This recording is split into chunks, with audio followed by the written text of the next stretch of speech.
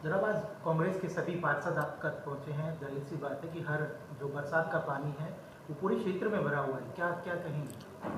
देखिए, मेरे सारे साथी हैं, मेरे छोटे भाई हैं, हमारे जिला परिषद अंकुर गुबाना जी हैं, हमारे भाई अमित उर्फ भोलू हमारे जिला परिषद साथी हैं, हमारे भाई छोटे भाई सोमल सुबाना जी हैं। ये जनप्रतिनिधि हैं, जैसे मैं जनप्रतिनिधि हूँ। ये आज एक हमारे सबका चिंता का विषय है, क्योंकि सबसे बड़ा चिंता का विषय इसलिए है कि जैसे जैसे बारिश का जब समय आता है हर साल, खासकर हमारे इलाके में, बादली हल्के में, ज़िला झज्जर में, और अब की बार तो कुदरत का कहर ऐसा पड़ा है कि पूरे हरियाणा में अम्बाला, यमुनानगर, कुछ क्षेत्र, वहाँ लोग तबाह हो गए। मैं अपनी तरफ से, कांग्रेस पार्टी की तरफ से, अपने सारे जिला परिषद साथियों की तरफ से सरकार से हम मांग करते हैं कि उनको जल्दी से जल्दी उचित मुआवजा भी दिया जाए और उनके राहत सामग्री के साथ साथ उनको जो भी सुविधाएं हैं वो पूरी देने का काम करें। आज हमारे आदरणीय चौधरी भूपेंद्र सिंह हुड्डा जी भी आज वहाँ उस इलाके का जाके दौरा कर रहे हैं और कांग्रेस पार्टी के सभी साथियों से, जो उधर के हमारे साथी हैं, वो इनके राहत कार्यों में सभी जुटे हुए हैं और पूरी तरफ से कांग्रेस पार्टी इनकी मदद करी। हमारे इलाके में भी बहुत भारी समस्या बारिश के समय होती है। तो आज मैं इसी विषय में डीसी साहब से भी मैं बात कर रहा हूँ। वैसे मैंने कल उमाशंकर जी से भी बात करी कि मेरे इलाके में, बादली हल्के में, जिला झज्जर में ज़्यादा से ज़्यादा मोटर और पाइपों का इंतजाम पहले ही करा दिया जाए, क्योंकि हमारा पूरा इलाका ऐसी इतनी बुरी हालत हो जाती है कि एक फसल का दाना नहीं बुता है और उसके साथ साथ जो गांव के अंदर जो पानी घुसता है वो तबाही मचा देता है। तो इसके लिए आज हम सारे शहर की भी बदहाली है जनाब। अगर बात नालों की सफाई की जाए, येलो अलर्ट जारी हो जाता है। हर बार कहीं ना कहीं ये कह देते हैं कि मौसम शुरू हो चुका है, उसके बाद भी काम नहीं हो पाता है। तो क्या क्या खामियां हैं अधिकारियों की या नेताओं की, या जो इम्प्लीमेंट किया जाता है वो बिल्कुल नहीं हो पाता? देखिए, मैं एक चीज़ जरूर कहता हूँ, पूरे जिला झज्जर के साथ एक भेदभाव की राजनीति की जा रही है। विधानसभा में भी हमारे सारे विधायक, चाहे हमारे बहन गीता बुक्कल जी हैं, डॉक्टर कादयान जी हैं, राजेंद्र जून जी हैं, हम पूर्ण रूप से विपक्ष के नाते से हम पूरी लड़ाई लड़ते हैं। पर हमारे साथ जो ये चारों सीट जिला झज्जर ने चौधरी भूपेंद्र सिंह हुड्डा जी और दीपेंद्र जी के नेतृत्व में जिता के दी, हम बादली की जनता का भी सारे पूरे इलाके में जिताई, उसके लिए इनके टीस है। और जिला झज्जर क्या, पूरे रोहतक, सोनीपत और पूरे हरियाणा में आज विकास ठप कर रखा है। खासकर हमारे 3-4 ज़िलों में तो इन्होंने जानबूझ के हमारे साथ ही भेदभाव की राजनीति करते हैं। जहाँ तक झज्जर का सवाल है, झज्जर में वास्तव में आज बहुत बुरी हालत है। पानी की निकासी कहीं नहीं है। ये बीजेपी के लोग जो छाती पीटते हैं कि हमने विकास कार्य किया है, जो 10 साल जो हुड्डा साहब के राज में जो विकास कार्य है, उसके अलावा ये झज्जर ज़िला में ही मैं कहता हूँ ये बताएं कि एक ईंट यहाँ लगवाइए, तो कहीं ना कहीं जिला झज्जर के साथ ये जानबूझ के ये कहीं ना कहीं भेदभाव किया जा रहा है। यहाँ के प्रशासन की मैं नाकामयाबी कहता हूँ। और एक चीज़ मैं ज़रूर कहना चाहता हूँ, प्रशासन को भी चेतावनी देता हूँ कि आप लोग समय रहते इसको कंट्रोल करें और अपनी आदत को सुधारें, लोगों को मूलभूत सुविधाएं सारी देने का काम करें। अगर किसी अफसर ने लोगों के साथ इस समय अगर अच्छा बर्ताव नहीं किया तो आने वाले समय में ऐसे लोगों का हम जरूर नोटिस करेंगे और ऐसे लोगों का जरूर इलाज करेंगे। आप कह रहे हैं कि भारतीय जनता पार्टी ने विकास नहीं करा है। 9 साल के जो मोदी सरकार के विकास हैं, लोकसभा में वो अपनी गुनगुनी गा रहे हैं और लगातार वो लोगों के समक्ष ये बता रहे हैं कि केंद्र सरकार और राज्य सरकार के द्वारा किसानों का, आम लोगों का बड़ा भला किया गया है। उसको किस तरह देखते हैं? 9.5 साल में जय जवान जय किसान कहा जाता है, जय जवान जय किसान का नारा होता था। आज जय जवान जय किसान, जवान हमारा सीमा पे शहीद हो रहा है, एक सिर के बदले 10 सिर आते थे, आज कहाँ हैं? किसान जो इस देश की रीढ़ की हड्डी है, आज किसान खेत के अंदर शहीद हो रहा है।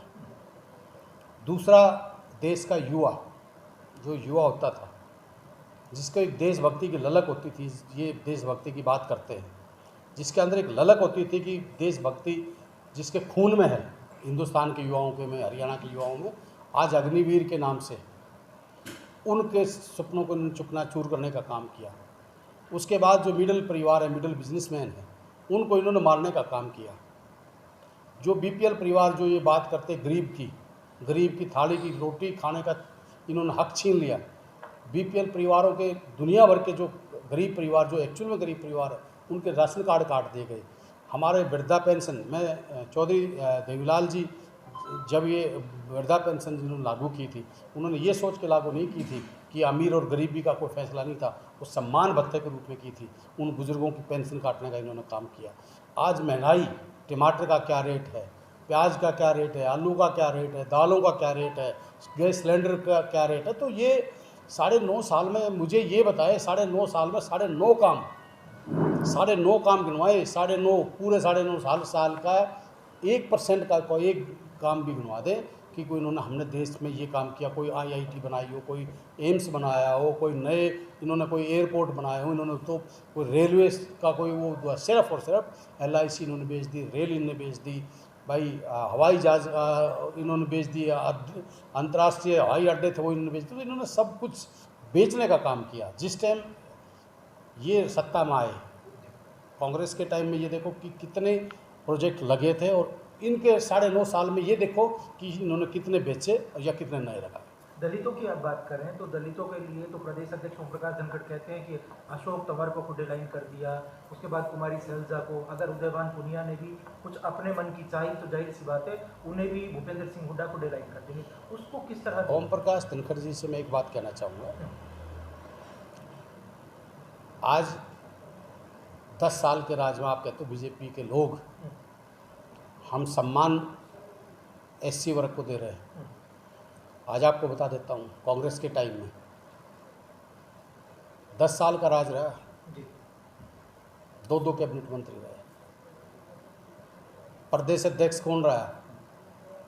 आज आपकी पार्टी में एक मंत्री है बनवारी लाल, उसको कौन सा डिपार्टमेंट आपने ऐसा दे रखा है जो लोगों की सेवा कर सके? काहे के सम्मान की बात करता है? ओम प्रकाश जी कुर्ते निकाल के घूमता था, रिलायंस की ज़मीन का वो करूँगा, किसान का MSP बढ़ाऊँगा, कहाँ गए?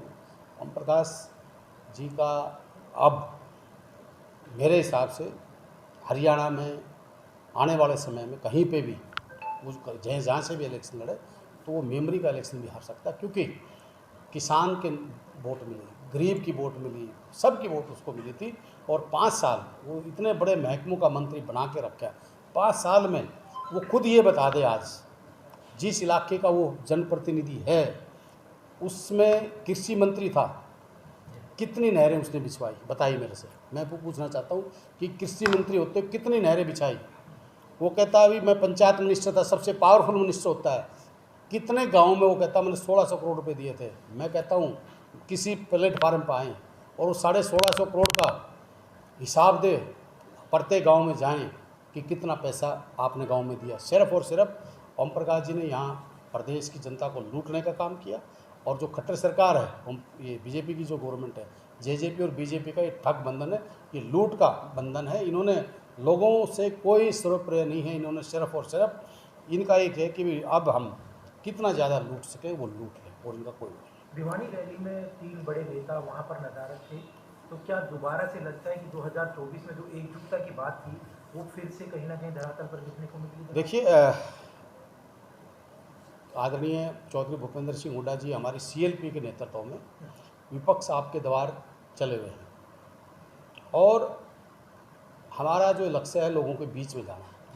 हुड्डा साहब के नेतृत्व में हमारी सारी CLP के नेता और सभी MLAs को हुड्डा साहब की तरफ से फ़ोन जाते हैं, और सभी MLAs जो भी होता है वो पूछते हैं।